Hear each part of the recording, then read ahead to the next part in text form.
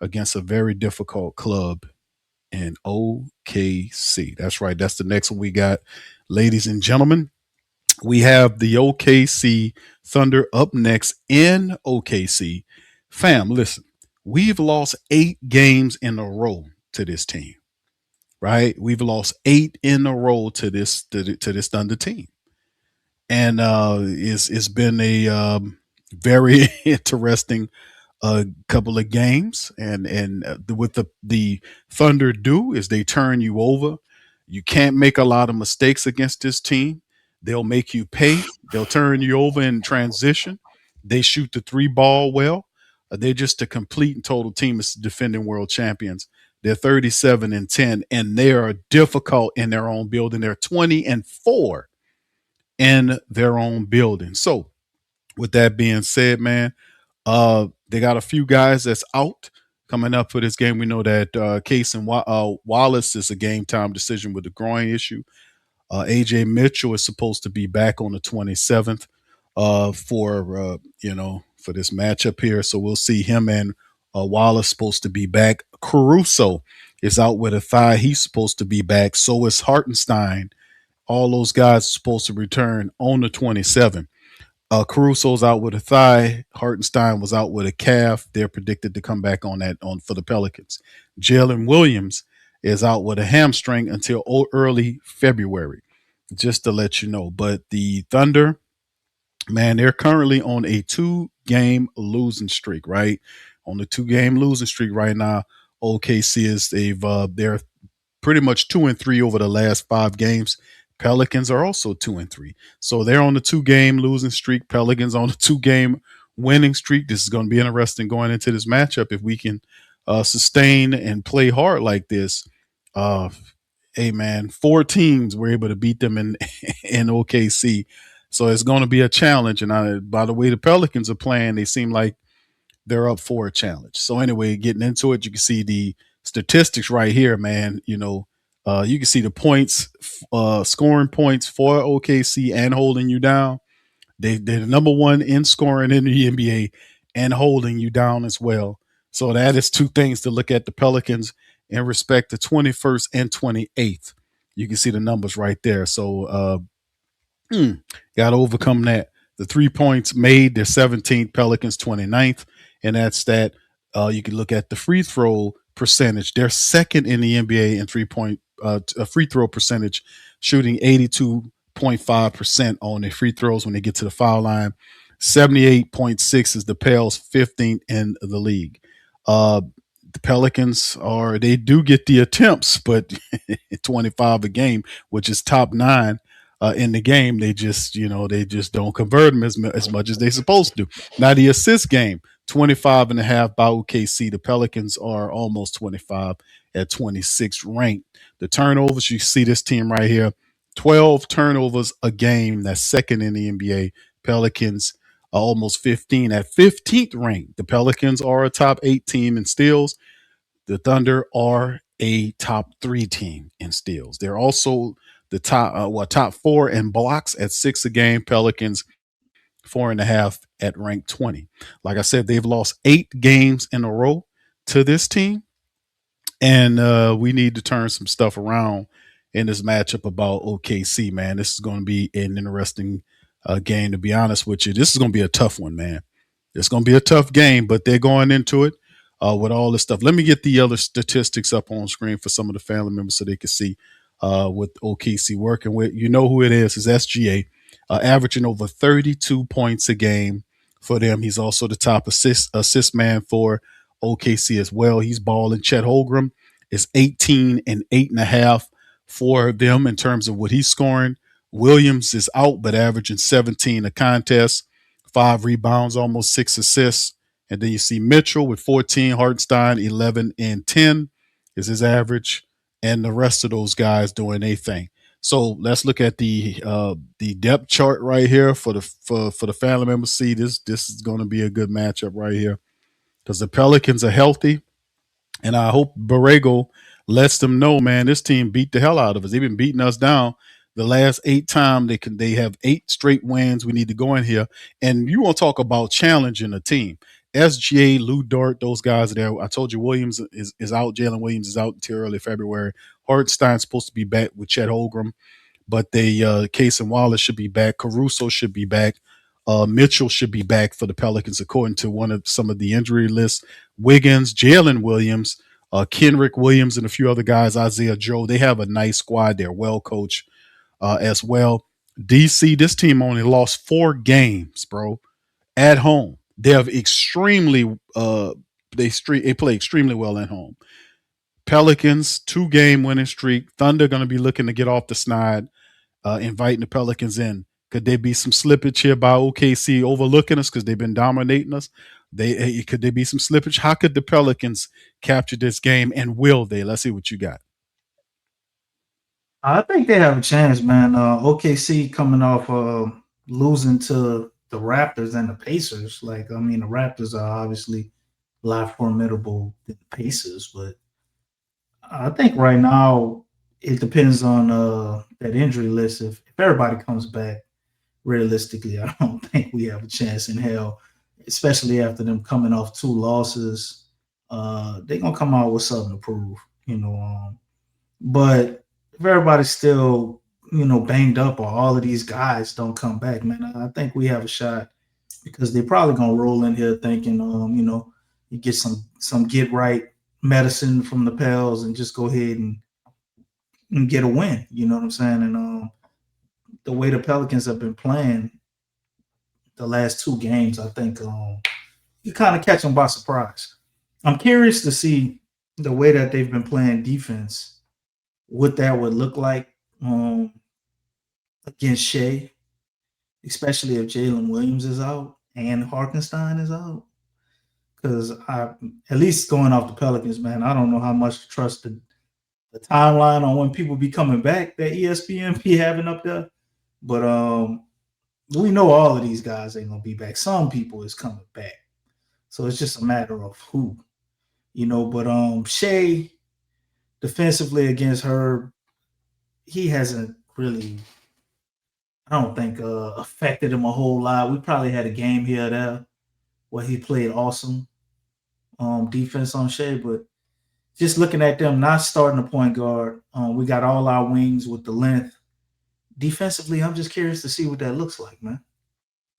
Can Derek Queen, get off his slide, man, and kind of turn in a formidable game? He's been playing really bad for a while now. Some solid performances mixed in there, but he's obviously ran into that rookie wall. But if he can help somewhat to cancel out Chet and not just completely get dominated in that matchup, man, I think we got a hell of a shot to be able to beat the Oklahoma City Thunder. But are we going to see the Pelicans that we saw tonight in the game prior?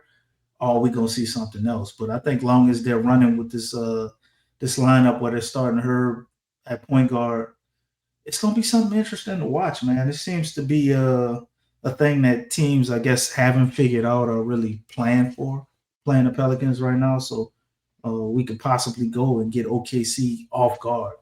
And I just step on a limb and say we win just to say it to make a decision, but I'm really kind of undecided because I think it really depends on availability.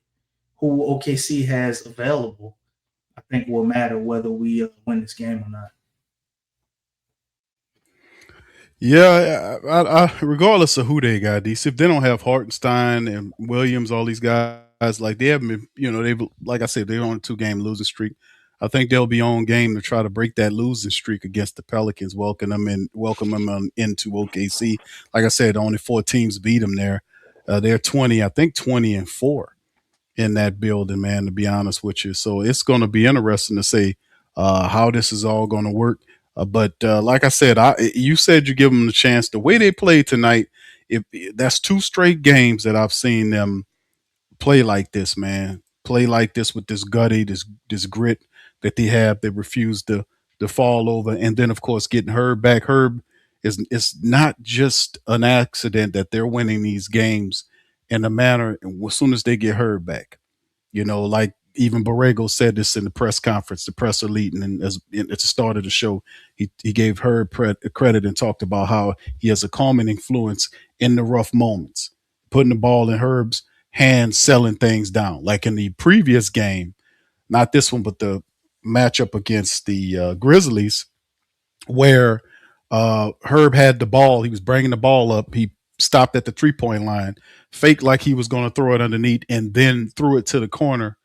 And then I forgot, wasn't that Sadiq Bey? I think Sadiq Bey was the player he tossed it to. Sadiq Bey pulled up, knocked down a 3 point shot. So Herb has been one of these guys, not just offensively, but defensively, that's in there kind of telling them what to do and kind of, just overall amping up just not the IQ of the defense, but also helping out offensively. Like in that previous matchup, he didn't have any points. He had a few points in this game. Plus his plus and minus was up too. So it's positive, man. I like what they're doing. Let's see if they can do it again against OKC. So you pick them not to do it, DC. If that, am I correct there? No, I said I picked them to win, but Oh, you picking them to win? Okay. I'm on the fence because I think it depends on availability of OKC, like who suits up. Because obviously, if Jalen Williams suits up and Hartenstein suits up, I don't know if they pull it off. Caruso's just suiting up and be a problem for us. He might come out there and hit 6 threes. But being honest though, like the last 2 games, the Pelicans haven't gave up, that mystery burner guy from the 3 point line, bro. They haven't turned the ball over a lot either, bro. I mean, there's something to her being out there, man. They playing smarter basketball. Yeah. You don't have those dumb mistakes happening on defense as much, and they're not turning the ball over. You know what I'm saying? And I think that's just a combination of we had 2 rookies starting, and you can't.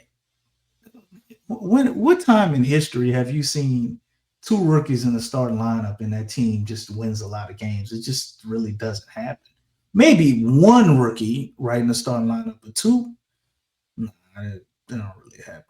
So I think that's a lot of it. Just Fairs trying to figure it out and Queen trying to figure it out, and they kind of had a ball in their hands a lot for rookies, facing mature, well-seasoned teams. They playing at a different disadvantage. So the fact that we've kind of pivoted to making Jeremiah Fairs come off the bench and giving him something a little more suitable for him that he can handle. And I think his minutes coming off the bench, he looks solid, man. He's still giving you a few of them turnovers you don't like, but I thought he was solid tonight.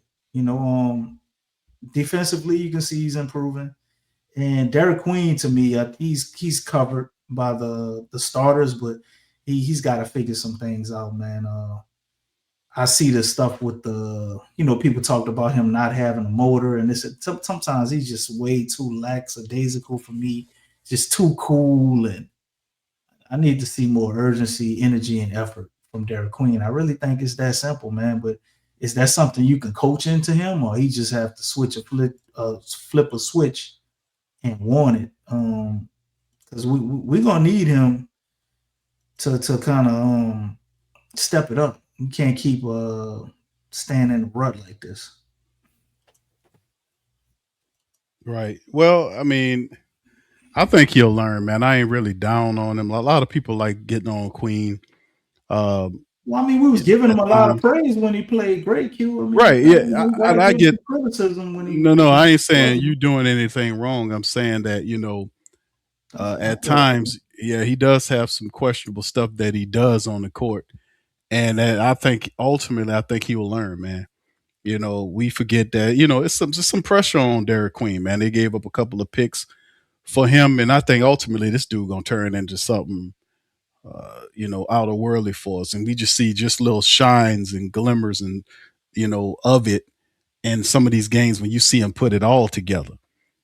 So boy, man, him and Fear. So these rookies are contributing and helping in some of these wins, to be honest, which even though he didn't have a lot of points tonight, he was out there making some mistakes, but in the end he kind of lost his temper. He wanted more calls than what he actually got. I think that was one of the things that was happening too. He complained several times about him getting hacked underneath on on baskets, and he kind of lost his cool toward the back end. But it's just a learning process, though, man. So it is what it is. But anyway, DC calls and said the Pelicans get the win against Hold on, OKC. we can't dip yet, man. We gotta cover the trade news and different stuff like that. And We already covered the trade news. You want to go ahead and get your wording on the well, I'm trade just trade saying, news, people bro? asking, they're asking questions in the comment. They want us to talk about the John Morant trade. You obviously had Yeah, Jordan we did. Poole not playing tonight, Right, right, and right. But go ahead, touch on it. I think that's very telling of something possibly happening. But also you got Ben Matherin, to get away from the Josh stuff. I'll talk about that in a second. Ben Matherin putting up weird posters on his Twitter. I sent it to you, Q. I don't know if you want to pull that up. What I sent you about Ben Matherin, something about him and Jace. Try, if you could share it, that'll be helpful, bro. If you can kind of share, Let I me know see you if I got can your Twitter find it. there somewhere.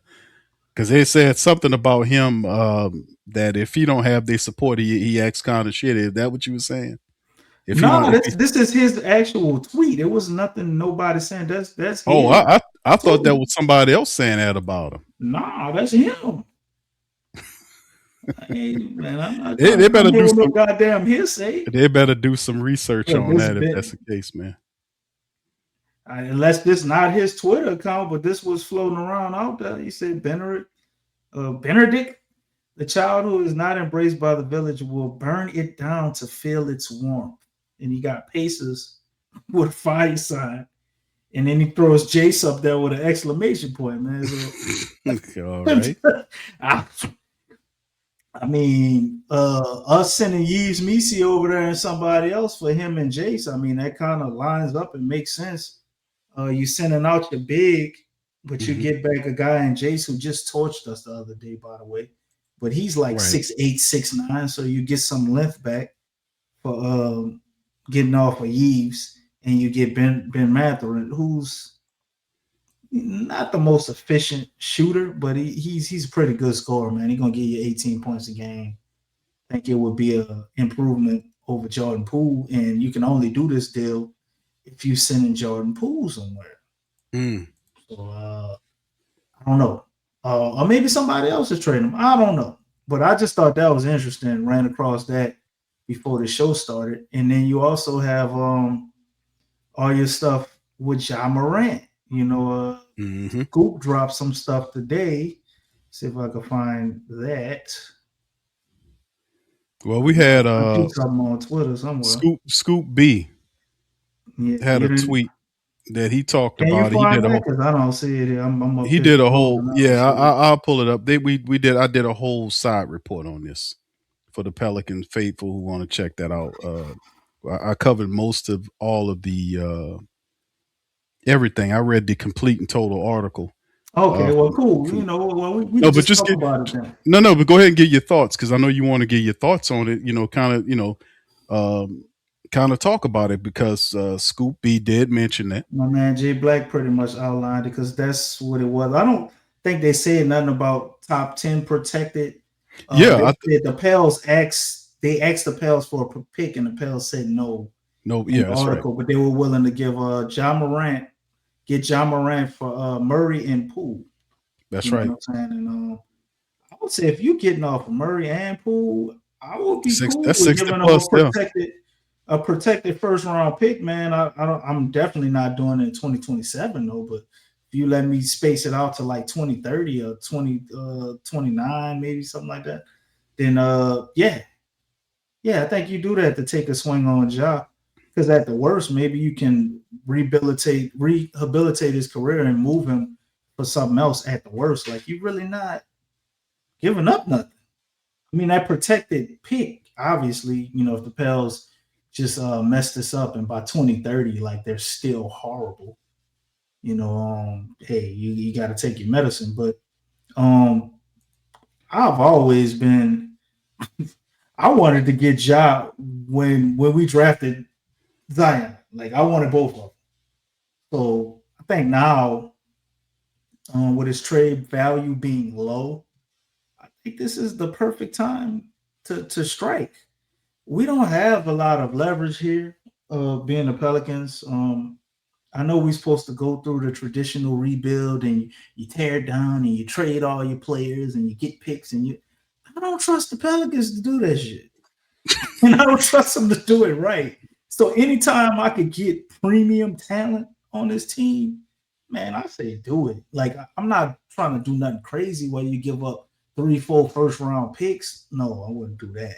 But if you could get Ja for 1 first round pick and get off DeJounte Murray and Jordan Poole, I think you would be stupid not to do it. I can't give him the 2027 pick because this shit could go horribly wrong. We'd be right in the same situation next year that we are right now, a pretty similar one. So I couldn't give up that pick.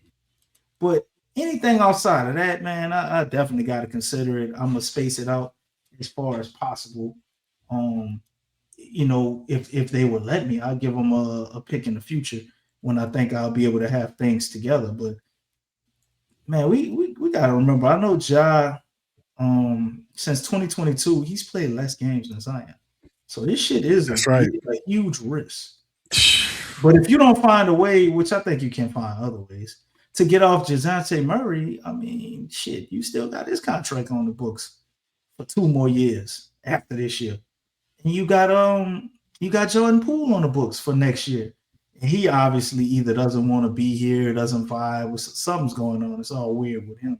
So you got to get him up out of here. And I can't say the Jordan Poole trade was a failure because we got Sadiq Bey out of there. And Sadiq Bey is basically giving us the production that we thought we was getting from Jordan Poole. So, it still wasn't a horrible trade to get off of CJ, but you say Ja as a pair. I see he slumps out. But I think, man, Ja here, bro, he gonna come here and he gonna have a chip on his shoulder, man. Ja, he's a lot of things, but you cannot tell me he's not a competitor.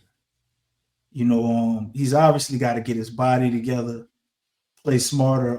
Injury wise, we have to find a plan for him, similar to what they've been able to do with Zion recently to keep him on the floor. Because outside of the off the court stuff, you do have just him constantly getting injured, man.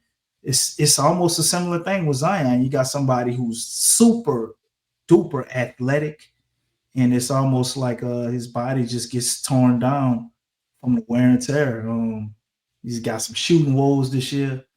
But the thing that's the biggest bright spot to me, you will have a real, true floor general point guard.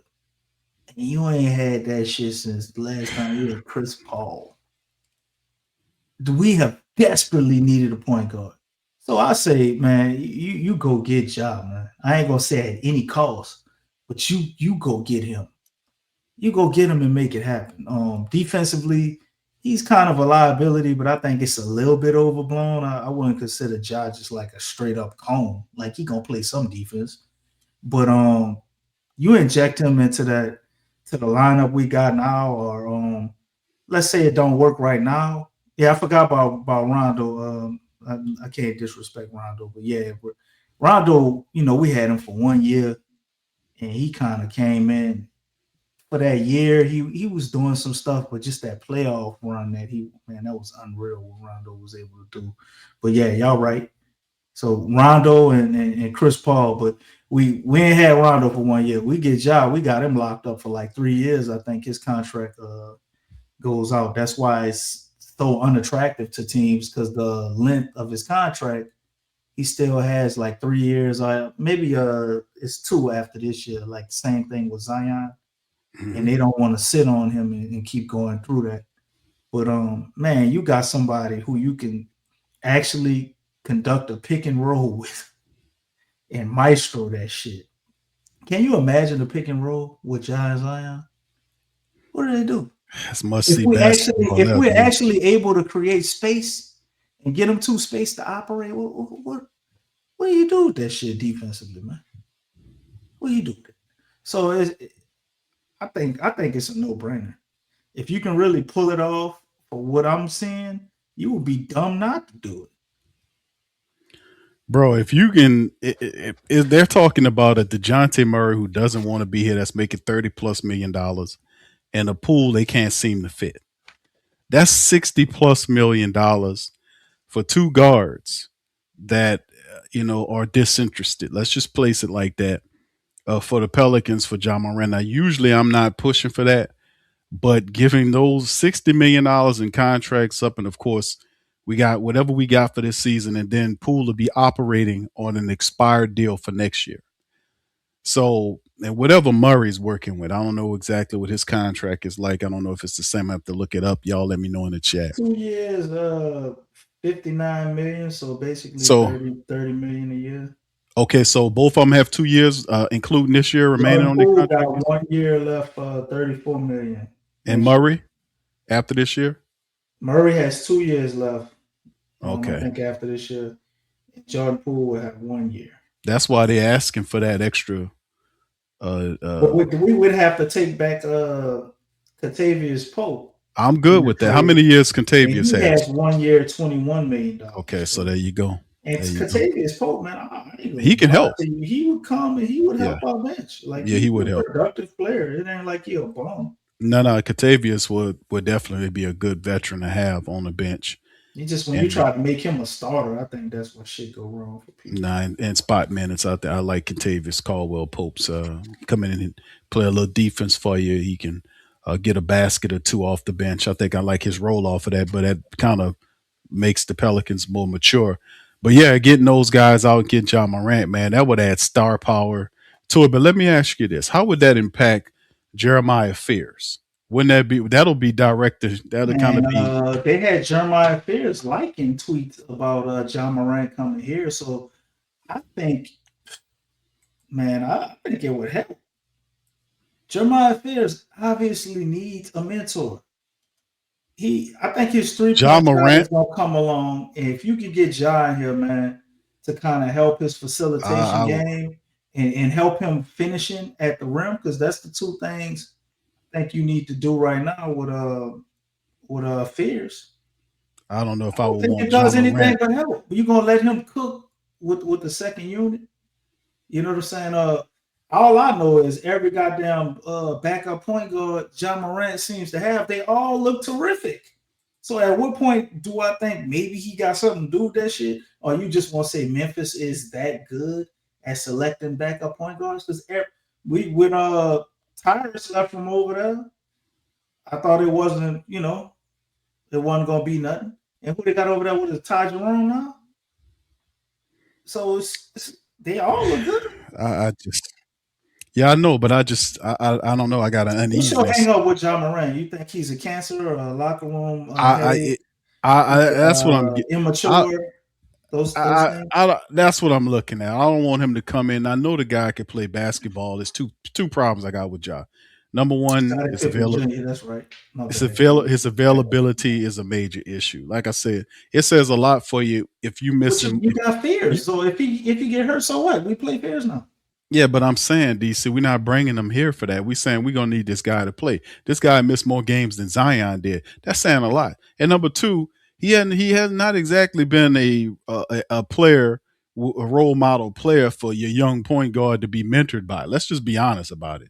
So that's two things I'm dealing with right there that I'm kind of having reservations about. But I also do like the fact that the Pels or that Poole, they can't find a spot for Poole. They can't. DeJounte Murray does not want to be here anymore, and there seems to be some hesitation there about giving up picks. If it's like you said, picks that's down the line or something like that, that they want to give them up, then that kind of elevates the time frame in terms of the Pelicans competing.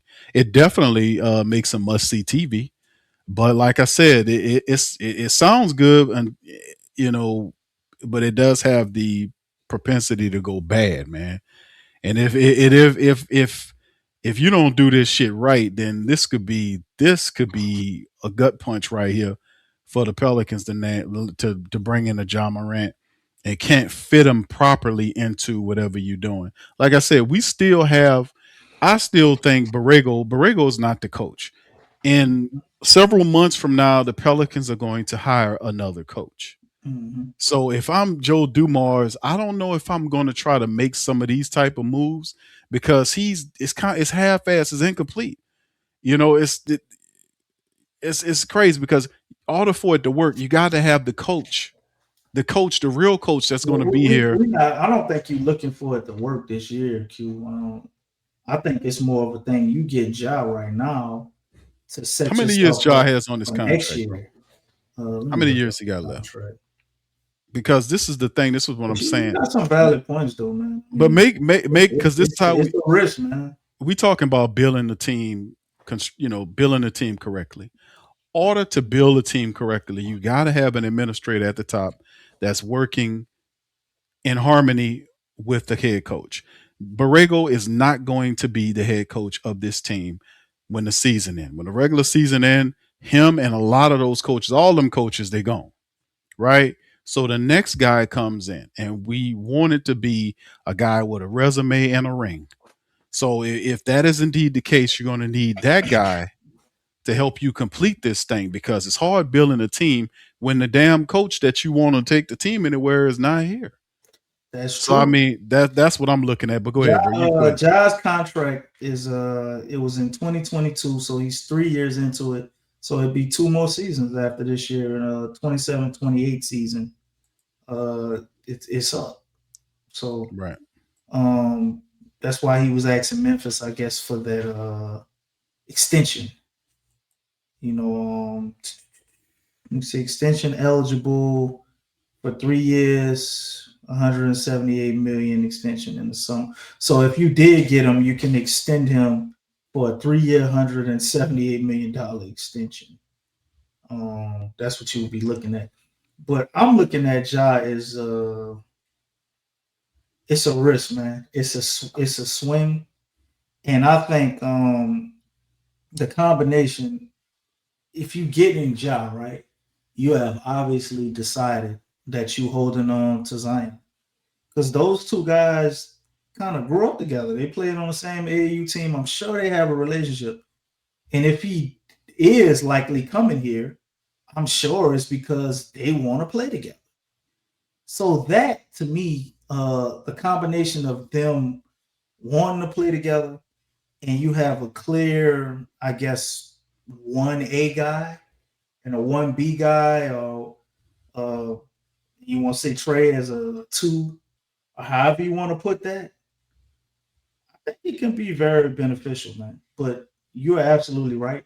You have to nail the coach, whether it be a guy like Malone, you know what I'm saying, or a coach that just fits those two personalities along with Trey Murphy, because without him, I don't think this shit works at all. Because Zion drives to the hole. Ja does the same thing.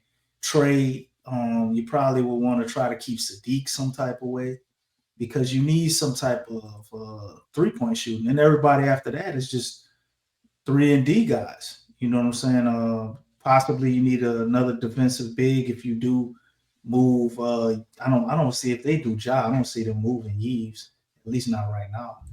But you still need more defense. You're gonna need 3 point shooters, and I think that's something you can do in the off season. But to me, the opportunity to do it is just too much to pass up, man. Knowing this franchise and our inability to be able to acquire talent.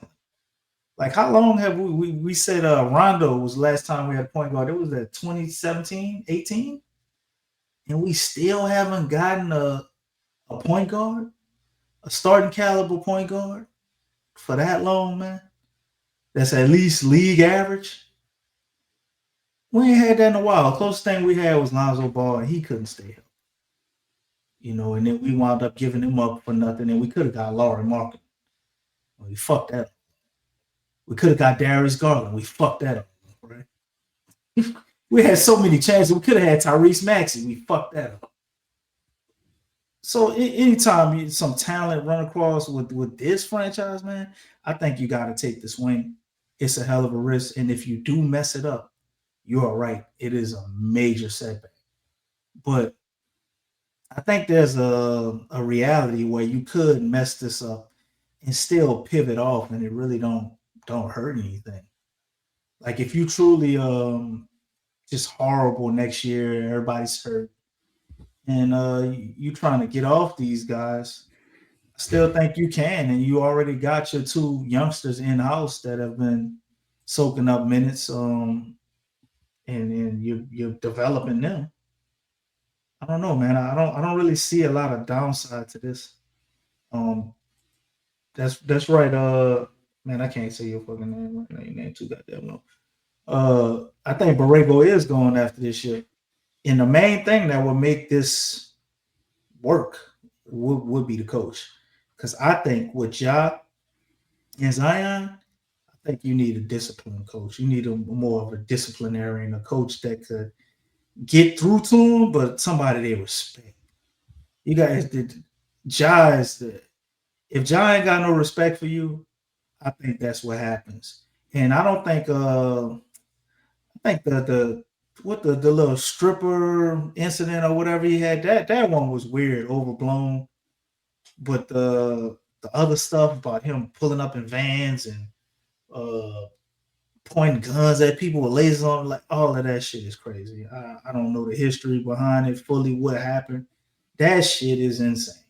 But we also had the same thing with Zion and the BBL girls and all of that. So um looking at these dudes now in their mid 20s, I mean, do you think that Ja is just that mentally set back that he couldn't mature beyond them things?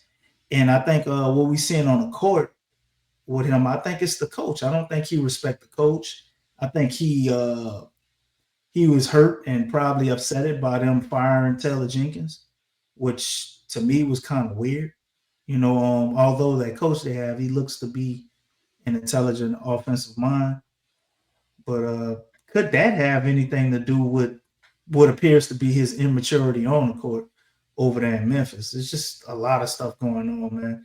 And I think the only way to know for sure, you would have to have some direct contact with Ja, um, and get down to the bottom of some of those things. But if you can guarantee that the off the court stuff wouldn't be a problem, I think you definitely swing on this. Him not playing, I don't know, man. I think that can be figured out. Even though Ja is injury prone, I think there's a world where he can stay on the court. Maybe you have to be very judicious with his minutes, like they've been with Zion, man, and figure out a plan for him. And what we're seeing going on with Zion, I think, shows you that the Pelicans could possibly be able to do that with somebody else too.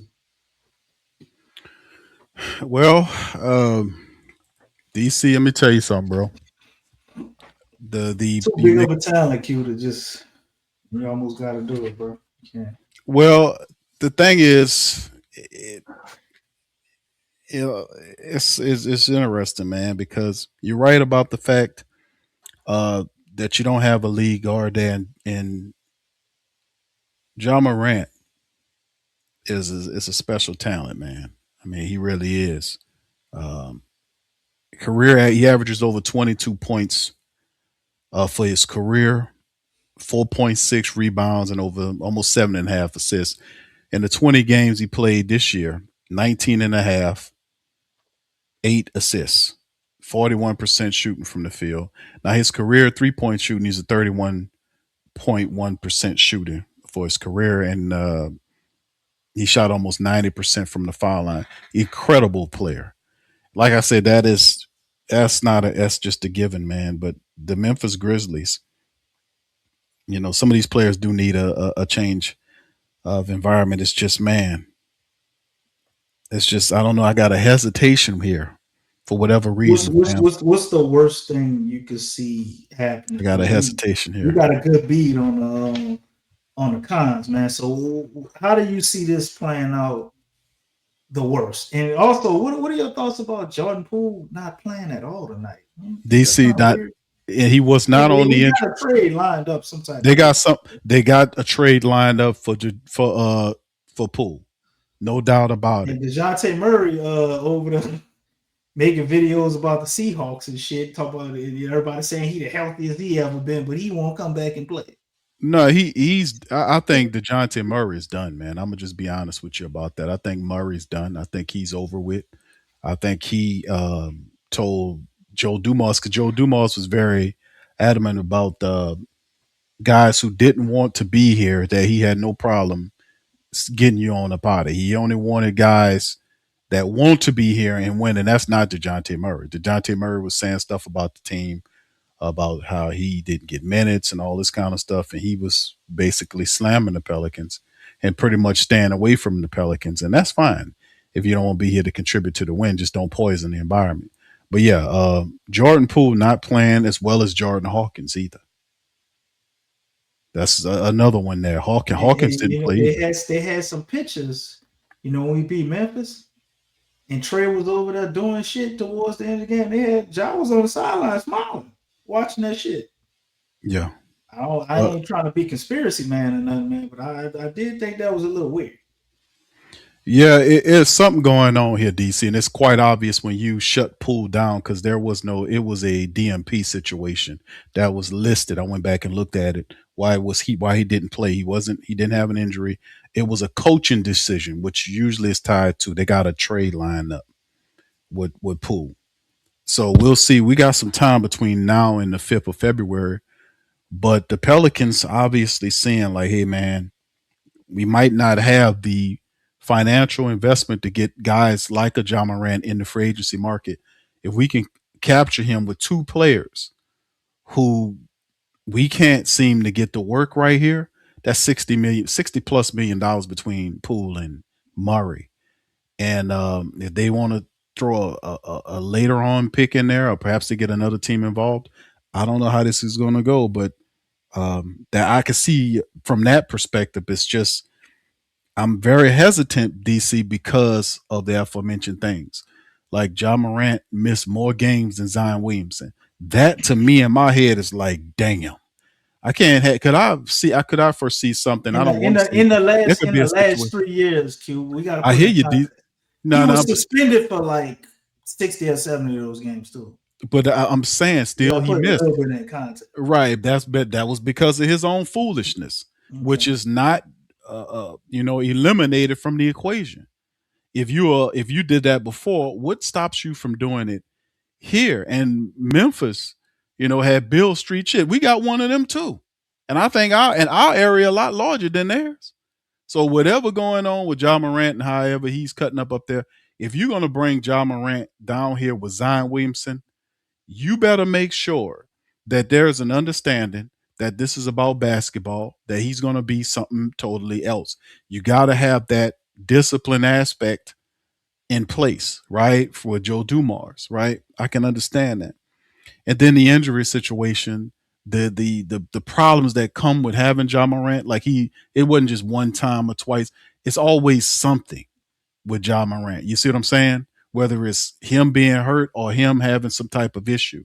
And we don't need that kind of stuff. What we trying to be? We're trying to get this team to win. We're trying to get them somewhere. We've dealt with a lot of BS already.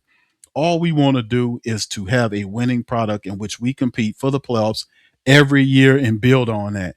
Will this man help us? To me, it's just I have the hesitant. If I was the general manager of the Pelicans, this is what I'm mulling over in my head, right? But I'm also thinking that I won't probably have enough money to chase a player of his salary on free agency. So if I can lock him in and get a John Morant talent, then that's also a thing. So it's just weighing the two to see if I can make this work or if this can be something successful. And I guess, like I said, sometimes you got to swing if you're going, if you're going to try to hit a home run. You can't sit there and bunt at it. If you're going to try to hit a home run, you got to swing. So I get it, man. I get it. So Murray, Poole for John Morant and a pick, we'll see, man. We'll see. Because like I said, it's must see basketball when John Morant and Zion Williamson and all them guys on the floor. Man, that's going to be the Pelicans going to be right. The Pelicans are going to be that'll bring so much money to the region. You'll see it could happen.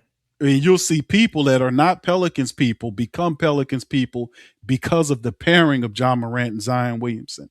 It's just star power on another level. And like I said, because they can't get it in free agency, they won't have the ability to get it in free agency. So because you'll be competing with other teams, Miami, if Miami was there, he wants to go there. They don't want him. But if you can get them for those players, then go for it. right? And it's a reason I why. thought it was weird. You know what I'm saying? But yeah, No, like you it's said, not weird, there could bro. be a reason It's why. not weird. It's Miami, and they know they got their them people and did their due diligence here. They did their due diligence here. On They got a weird they got a measurement for it. fascination with Tyler Hero too, because they would have to give up Tyler Hero in the trade, but They don't, and I heard they they don't want are to do that. locked in on Tyler Hero. So I wonder if it's just that, and I can understand that because if they give up Tyler Hero to give Ja, it's like they still, you know, like in the same boat, in my opinion. Not that Ja isn't way better than Tyler Hero, just saying a lack of shooting with what they already have. Hmm. I kind of understand it a little bit, but Hmm. here, man, I think one person could fix everything. Q for us.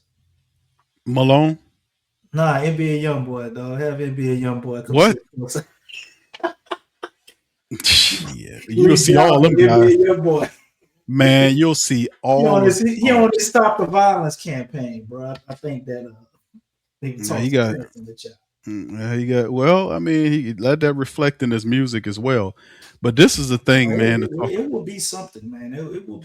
It's probably be the most entertaining Pelicans team that we've ever had. this, yeah, indeed, that will be the most starlit team that we've had. You've literally you'll have a, I don't know if you can call Zion a superstar, but if you have Ja Morant and Zion Williamson playing together on the same team. Now, DC, I don't know. You might have to do the OKC astrological chart to figure out what is his date and all this because you know Yeah, they do that. he's I know he's a It's, Leo. Jai's a Leo, so technically okay, he would fit with a lot of guys on his team. Leo, we got like a lot of Leo, Gemini's, and what is her man? With Sagittarius, I think he fits that.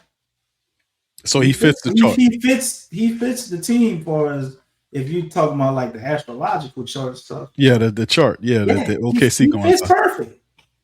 Okay, okay. Well, He fit better than DeJounte Murray, one of the guys we'll probably be getting off of. So DC, I'm be honest with you, I think Joe Dumars follows that chart too. I'm gonna be honest with you, man. It ain't no. I mean, we that's why look, Yves is a Taurus.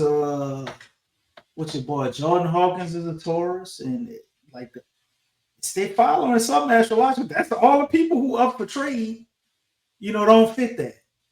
They don't. Other than Jordan Poole, he's just playing atrocious, and I think he probably wants to leave. Like I think whatever they're doing with him, you probably just can't sell him on him being a backup. And Fears hasn't been playing, you know, amazing all the time. It's like, how am I coming off the bench to a rookie that ain't better than me, probably in his mind, you know? But Mhm. Jordan Poole, the only one you hear in the trade talks that don't fit that. Let me look up see what Hawkins. Jose is. Because I Yeah, think Jose probably fit that too. But yeah. Jose, they trying to send him to New York, man, because we need some second round picks. Yeah, and like I said, man, I get it, family. I really do. I'm just don't being a general manager, just kind of weighing the pros and the cons to get why the Pelicans are attempting to get John Morant because it puts it elevates. Jose I mean, no, Aries, so he fits our team, man. Aries, Sagittarius, Gemini, I think Leos, all of them pretty much fit. so there it is. I mean, we'll see, man. If because like I said, I get it because they won't be able to land them in free agency because you have all those other teams competing with them. But if you got a guy that's an obvious star in a position of need, you just got to do your due diligence and be disciplined with them. And whoever you get, whatever coach you get, it has to be able to fit with what you're doing, to be honest with you, man. That's the only problem I'm having here because it's like building a team in reverse. Y'all know what I mean? Like usually a general manager or a VP, Joe See, Dumars comes in, he starts the year off and gets his coach. That girl stopped him from doing it. Gail stopped him from getting the guy. We had to struggle through with this team through this entire season. Joe Dumars is here now. We're making trades and moves, and I'm saying this guy is not going to be the head coach at the end of the year. So it'll be like you then have to be able to find a coach that'll be able to fit with the personalities of the people you bring in on the team. So if you land a John Morant and pull John Morant onto the Pelicans team, then you don't want to be able to land a coach that has a temperament that would kind of displace synergy, that community that you're trying to build with your team. That's the problem I have when you're making these sort of moves, is that you have to have that kind of a futuristic look going forward of what kind of coach you need to have to fit with the team that you're putting together. Because once you start making these moves, some of these pieces are going to kind of be trapped here for a little bit, and and you're going to have to situate around them as opposed to the reverse. So it's kind of weird how this is going on, putting it together like that, because you usually like to start off with a clean slate or a blank, canvas, so to speak. You're a painter, you got a blank canvas, as opposed to come along and somebody done paint a damn picture, and now you got a task to repaint over top what they're doing. Is Right, what I'm you gotta basically paint saying. over the picture. You can't even get a new canvas. You just gotta You got to paint on make the the top of picture it. work. Exactly. That's my point on it when you building it this way. Because, and you know what, It's a you lot got to harder. DC. You gonna have to get do, because you're good at that. Have to figure, go and do some research on some of these coaches that are available and how they fit this team, because that's also something very important to kind of look at as well. And some of the people like you, what the hell y'all talking about with this astrological stuff? Well, I'm telling y'all, The family, that they got, compatibility, man. it's a Look at all the compatibility chart. teams that have been winning, and I thought it was weird because I didn't find this on my own, but I ran across this guy. I think they call him the Zodiac GM or something on Twitter, and I'm looking and reading this information, and man, showing us the majority of teams that have been winning, they astrologically, far as the team chemistry, the players are compatible. Like if you got players that's like a Pisces, you want a Scorpios with them. You want what's the other ones that are compatible with Pisces, man? I know Scorpio is probably like the best match because people think about astrology. I think from dating, and it ain't got nothing to do with romantic. It's just chemistry. How people vibe with each other. So when you going down these charts, man, and you looking at that, you're like, oh, damn, hold up, Scorpio, Taurus, Virgo, and you look at how they build out the teams, and you be wondering why like certain teams won't trade for certain players, even though they're like really good. Like, damn, why they ain't make a run at? Because they probably looking at it like it'll mess up the chemistry of the team as far as the personality, because you can be super talented and you put the wrong talent together and they just don't mesh because they have chemistry issues. Right. But when you look at the Personality teams that have slash been winning, like for instance, OKC OKC Thunder, is a perfect one, man, bro. it is crazy because Everything matches everything matches. They're all compatible from the GM, presidents of basketball operations, all the way down to their to the roster. coaches. I'm like, Yep. holy shit. Them And they people won on a this shit. championship. Yep. And y'all They see on how this. they playing. And we look at him, he's like, man, OKC good. Yeah, Shay's a really good player.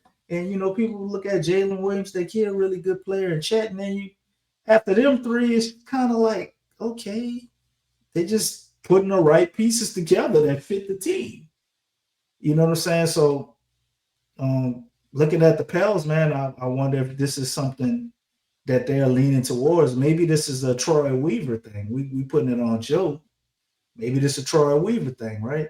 We would have to go look at. I haven't looked at the old Pistons team to see when Joe won that championship, but I know for him to take a swing on a guy like Chauncey Billups, right, and Rasheed Wallace, Q, I'm telling you, bro, we could very well be traded for John Morant. That's very Joe Dumas type thing to do. If he didn't sit down with him, felt them out, or had some type of way of gathering intel, and he feels like it could work, and he definitely fits the team from a compatibility standpoint. Because when you look at the players that don't fit the team, compatible wise, and I notice this with other teams too, most of the team will fit, and you might have one player that don't quite fully fit, and it's okay if it's your superstar.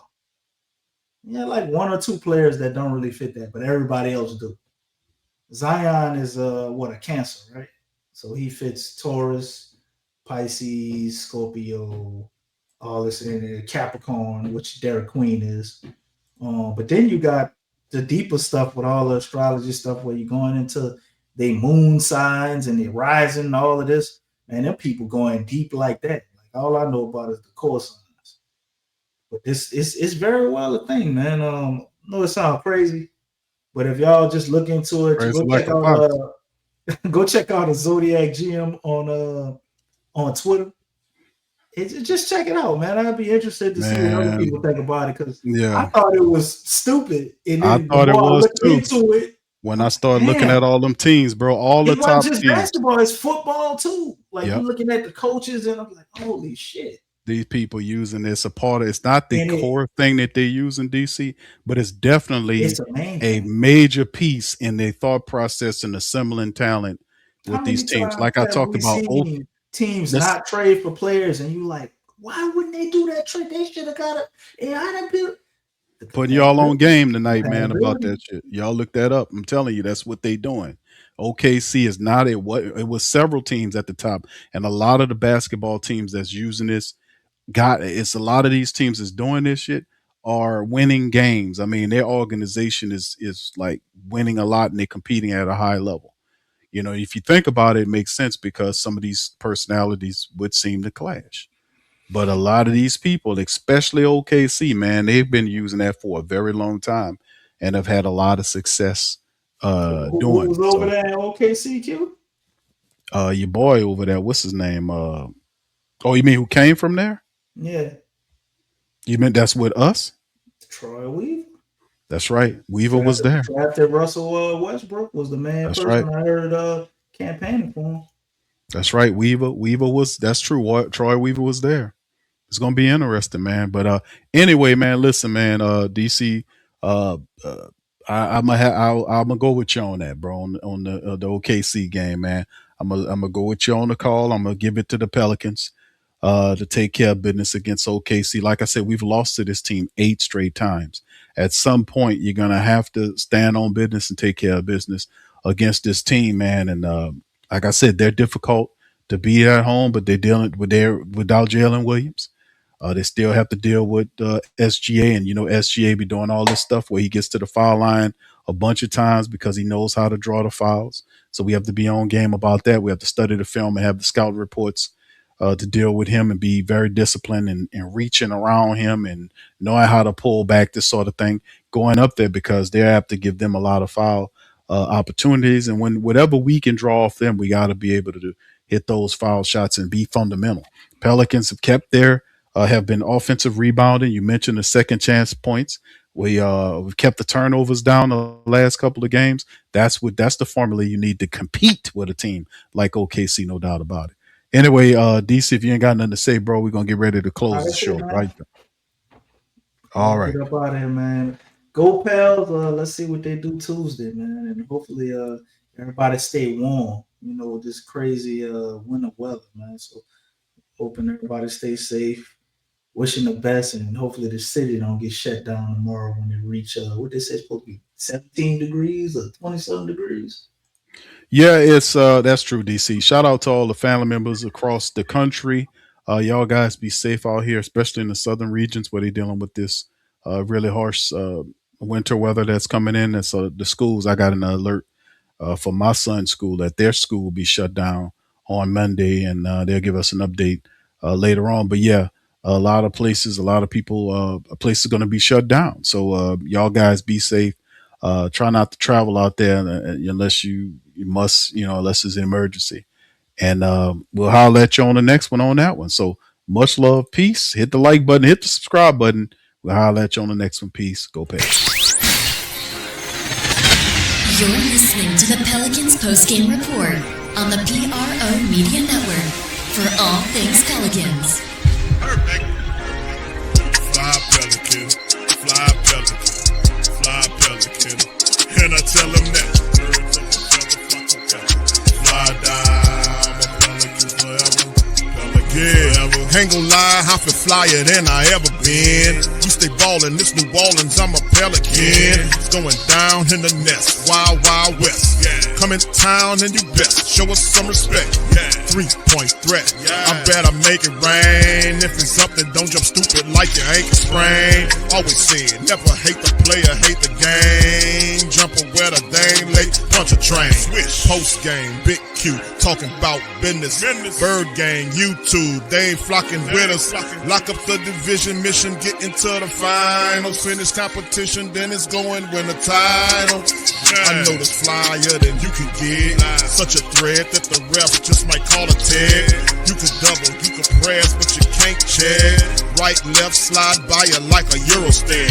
Fly Pelican, fly Pelican, fly Pelican. And I tell them that birds of a feather flock together. Fly down, I'm a pelican forever. Pelican forever. And never, and never, and never, and never, and never, and never say birds of a feather flock together. Yeah, fly down, I'm a pelican forever. Pelican.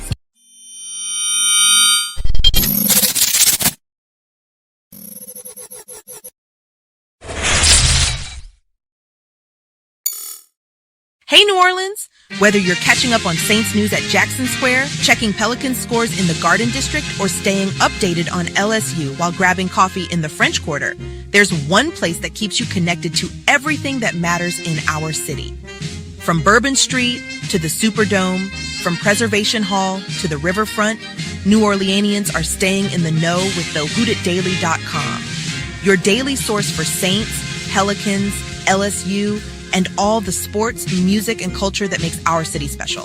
At work downtown, at a game in the Dome, or just relaxing by the Mississippi, wherever life takes you in the Big Easy, you can stay connected. Because when you're from New Orleans, you don't just live here. You stay in the NO. That's stay in the know. Visit thewhodatdaily.com and never miss what matters most to Who Dat Nation. Welcome to the Pro Shop, where we create authentic NOLA-inspired clothing for men, women, and children. From Saints jerseys to Pelicans gear, everything's crafted right here in New Orleans. Whether you're shopping the Pro Shop, the Pel Shop, or the Pro Shop Kids, we've got your whole family covered with genuine merchandise that represents our city's spirit. Check for links in the description section below or in the chat.